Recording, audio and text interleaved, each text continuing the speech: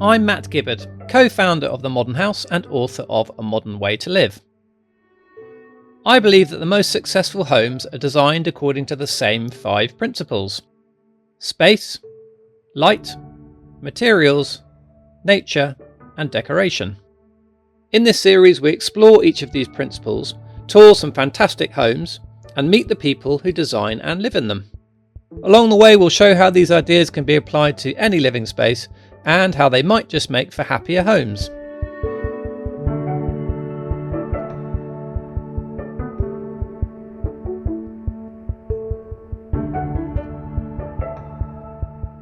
First up, it's Simon Allford, architect and former president of the RIBA. His flat in central London is a masterclass in how to adapt space, and we'll talk to Simon about how it changed from a bachelor pad to a family home in the sky. Stay tuned for concealed cupboards, disappearing doors, and secret sculleries.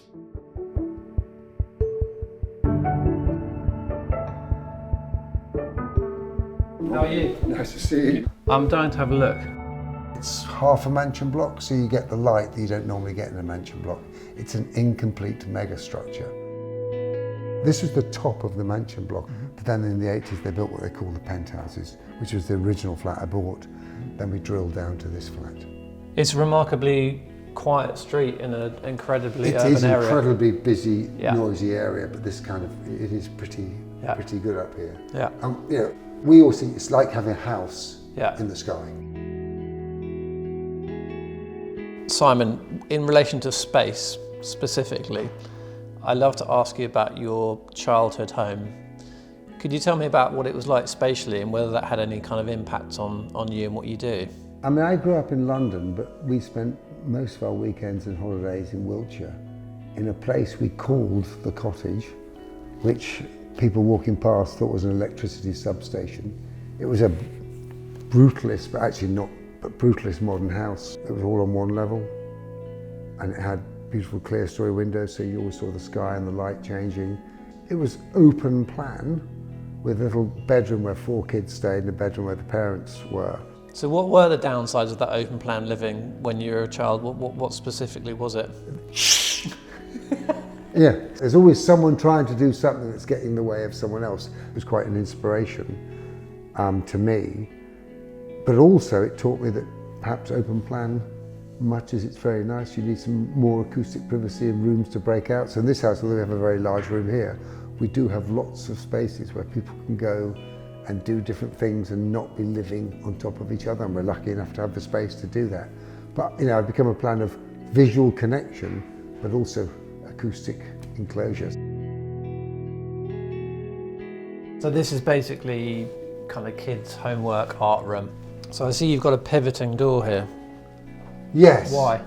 Because I like the idea that this door would be open a lot more. Yeah. And therefore, again, that idea of you can close it all down, but you can have the doors open, you can be borrowing vistas. But this one is very much a door that's closed into another room where they.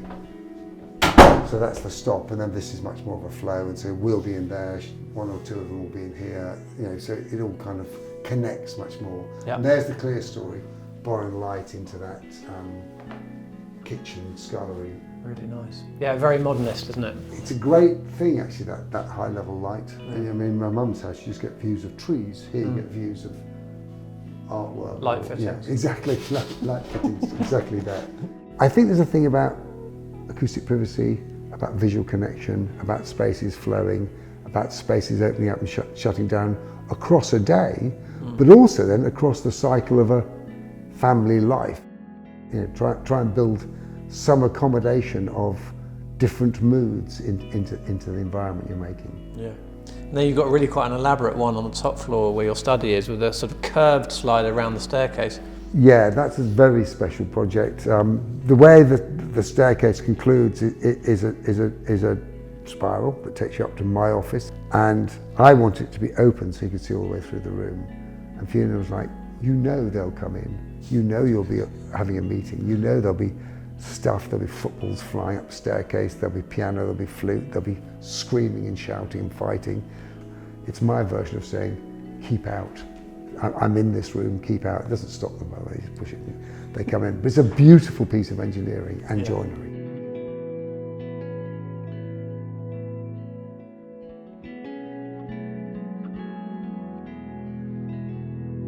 I want to ask about your prep kitchen over there.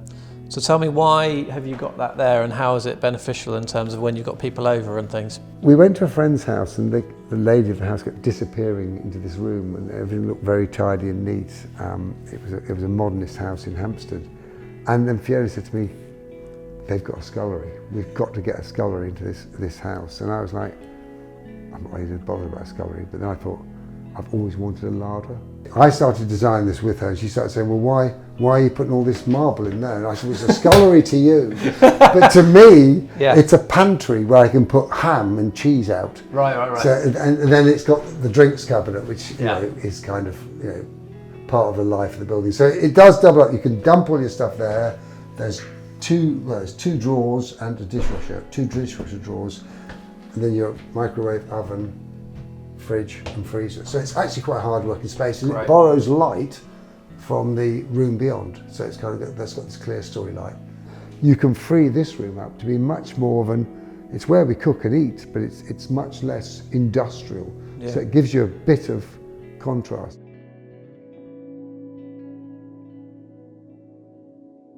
I think it's so interesting that you, in one open space, you've got so many different functions. As you say, you've got kind of family dining, more formal dining. You've got a sitting area that where you can sit quite formally, or as you say, you can sit in a more relaxed way. You've basically used this rug to kind of demarcate the space within the space, haven't you? Yeah, so the rug is the piece that allows everything to come together.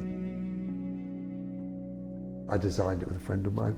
The strong back borders hold everything together and allow everything to sit within that rug, so it becomes a powerful room within the room. You've talked about architecture being this kind of combination of utility and delight, right? Yeah. What do you mean by delight in architecture? Delight is that thing but it can be basic, modest, but actually it brings some joy. Just, the touch of it, the way you look at it, the way the light hits it, whether it's an item of clothing or a chair or a table or a room. It's the idea that at its best, architecture can bring some joy to a sometimes grey world. And I think that's no mean achievement. It kind of grounds you in the material world in which you live, rather than the digital, virtual world in which you probably spend too much time trapped. What can architects do with space to give you that delight, would you say? Really good design is about making spaces that people can inhabit in different ways, the ways you've imagined, and not to be too specific.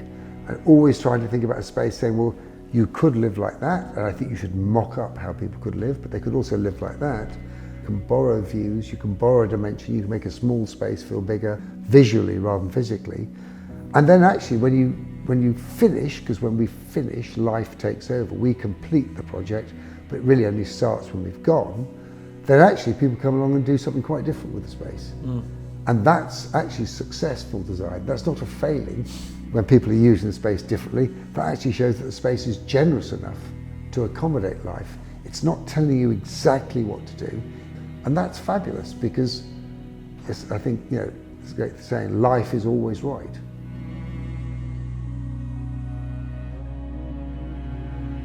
So that's a Joe Tilson. And then of course the reality is, it looks very nice now. This is the reality of our life. Look at that. The kids love the pretend idea that we look intellectual, but actually that's where the Joe Tilson disappears into the corner. Yeah. That's the real action. And then that's a beautiful, if you like details, it's been routed round the plugs. So nice. It's a fun detail that someone's bothered to get right. So if someone wanted to replicate that, what would you call it? Fluted? Yeah, it's a concave fluting. Yeah. Concave fluting. And it's the same behind the fire.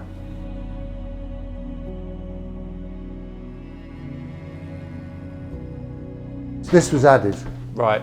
Because school bags, hockey sticks, football boots, everything. This hallway is like a transit yard. Things coming in and going out, you know what I mean? So we've tied it for you, but normally there's 3 bags going to the charity shop, there's this, that, there's 3 school bags, there's sports bags, then that gets hammered. So and also, actually, we decided that mirroring that with the staircase actually really works. Completed the room anyway. So this is the staircase built by the builders. This is the secret cupboard. Oh, that is excellent. And this is, I think it's about 3.5 years old now, and it still hasn't failed. You know, I live in a world where failure is a possibility or even a likelihood.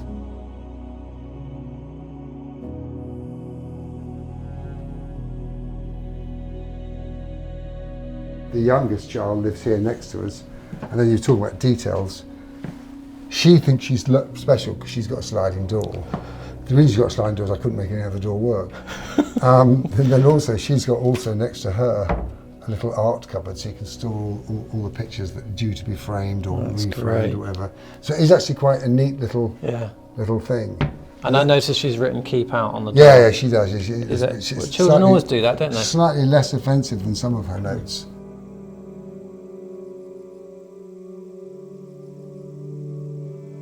So that was a bathroom, became a bedroom. That was a bedroom for 2 kids. Now it's my dressing room. So it's spatial luxury.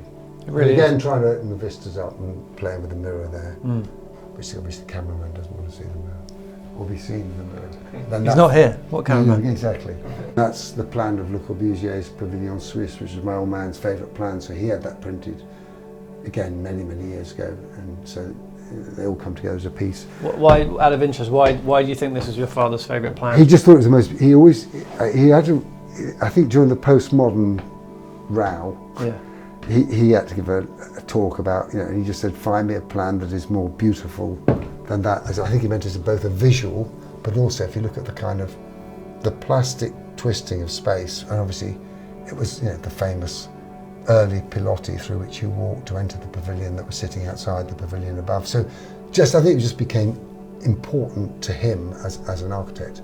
So and then you know, I've kept it because obviously I went to see the Pavilion Suisse 30-40 years after him, so there's a bit of history there. Everything I like is out to be enjoyed. Cigarette cards, stamps, letters, you know. So it's just kind of, I've never had train kits as a kid. I'm a football nut and a Sheffield Wednesday nut, and I bought myself the Sheffield Wednesday 1933 locomotive from Hornsby. I do actually have the track, and I put it up once or twice, but I just like the fact I've got it and it's out now. This just means I'm surrounded by a little bit of history. So that's my late sister who died 25 years ago. You know, pictures of people, it's architecture, people I knew.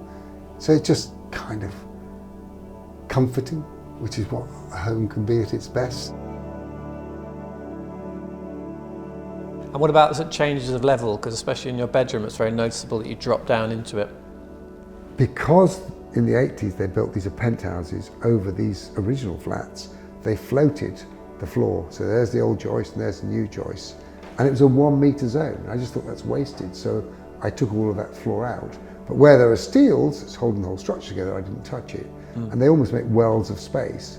It actually wins you volume. Because as you drop down, the headroom increases, the actual usable floor area increases. So it works on a multiplicity of levels. Yeah. Before the kids came, I did the flat up, then Fiona moved in, then we bought upstairs, then the twins came, so we moved a bathroom and put it where the staircase is now, then Orla came, so we redid the kitchen. So we've lived too much with builders. And so this is our room now, so it's quite ridiculous. What we used to live in as a family has become our bedroom suite. Do you want to come in? So there's the bath, those are the tiles, and they're the spares from all the different bathrooms. Okay. So Ponty always made compositions with them, so I looked at his composition. There's a theme emerging here though, isn't there, which is that you've used it and then you've discovered where the high wear areas are and done something about it. Yeah, exactly. I mean, the theme is, I got it right 70% of the time, but the other my one is, don't try and do everything. Yeah. Get the basics right, and then get the spatial arrangements right, they were all right, and then add the detail where you need to, rather than finishing it. Yeah. Wherever possible, trying to extract volume out of the space and allow the journey to be kind of interesting. And you know, this is a hanging office above that I've hung into this space because there was the opportunity to do it. So you can't, in a highly complex project, you can't solve it. Or we do in a real world situation of a proper job. We have three-dimensional BIM models. But in a domestic project, it is, I think part of it is allowing it to emerge. spaces interlock. You glimpse into a room, one room looks into another room. I think in domestic interiors, we crave dimension because they're often, not as generous as you might like them to be. If you build in a city, you are informed by your neighbours, and the building gets contoured and landscaped to fit within the city. You should celebrate those differences. And that's the amazing view, which I say is, there's the new Renzo piano, Cube in Paddington.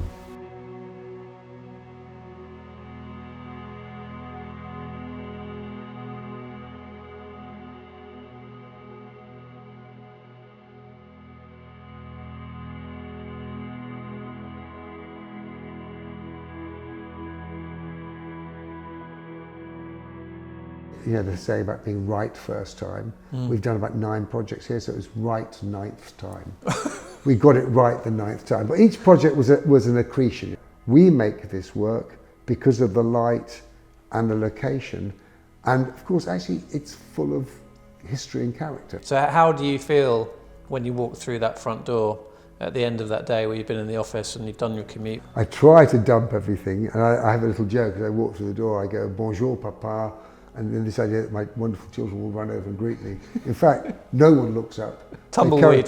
They carry on doing their own thing, and I have to wander around the house to find people to tell them I'm home. What would the kids say if we asked them what they thought of the flat? No, they would actually say it's kind of cool. They like the screen that slides across the television. I bet they do. That makes people think we're intelligent. They like running around. They like kicking the football in the hallway. I always say to them, you're lucky to have this space and have this light and to have these views. Do you think there's a part of them that would prefer to have a more conventional house arrangement like maybe some of their friends do? The reality is, I think actually they've got a conventional house. Yeah.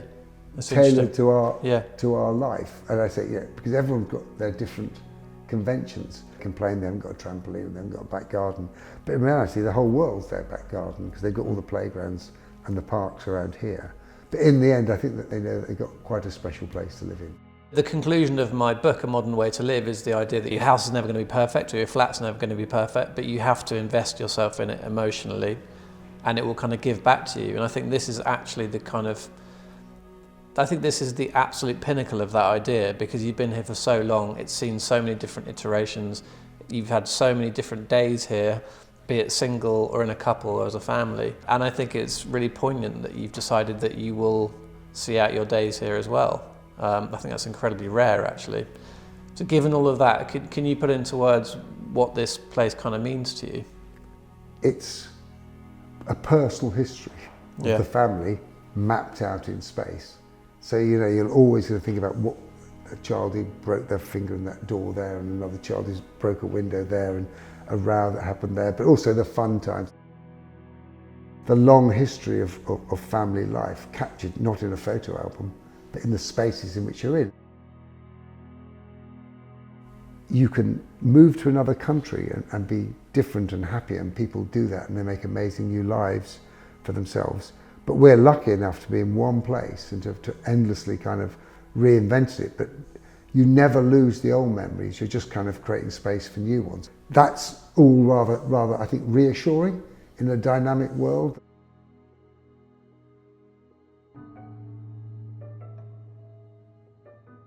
Do you have a favourite space in the flat?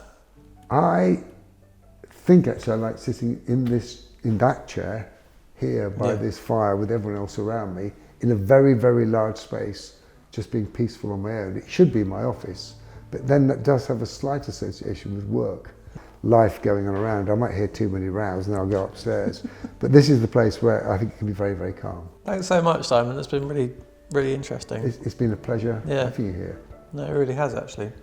That was very touching, I thought, at the end actually. It's I mean it. It's kind of, I've met very few people that have invested themselves in a place like you have. Emotionally and financially. Oh dear.